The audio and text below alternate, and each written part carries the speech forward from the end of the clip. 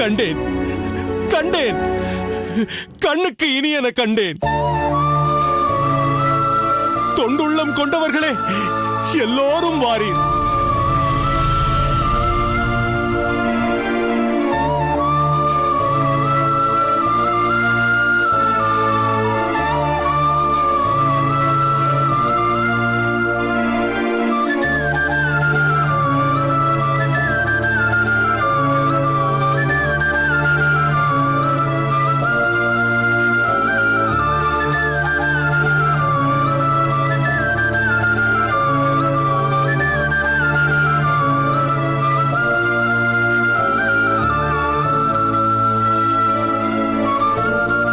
சுவாமி, சுவாமி, என்னவாயிற்று? தாங்கள் இன்னும் உறங்கவில்லையா சுவாமி? பெரிய நம்பி, திருக்கோஷ்டி நம்பி, கண்டுவிட்டேன். என் கண்களால் அவரை கண்டுவிட்டேன். சுவாமி, இந்த இரவு நேரத்தில் யாரை கண்டேன் கண்டேன் என்று கூறுகிறீர்கள்?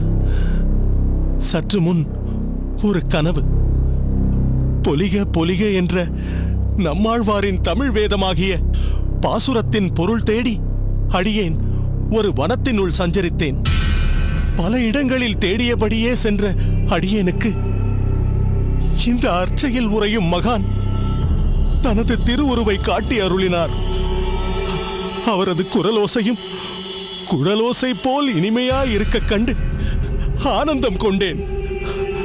ஆனால் அவர் தான் எங்கிருக்கிறோம், எந்த பெயரில் அவதரித்திருக்கிறோம் என்ற விவரங்களை அடியேனுக்கு கூறாமலேயே மறைந்து விட்டார்.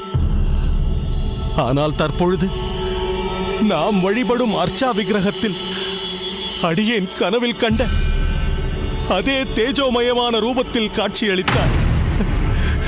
அதனால்தான் அவரை கண்டேன் என்று சொன்னேன்.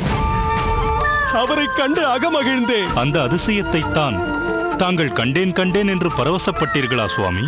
ஆம் பெரிய நம்பி, அடியேன் கனவில் கண்டபடி இந்த மகான் இப்பூலகில் அவதரித்து விட்டார் என்பது உறுதியாகிவிட்டது.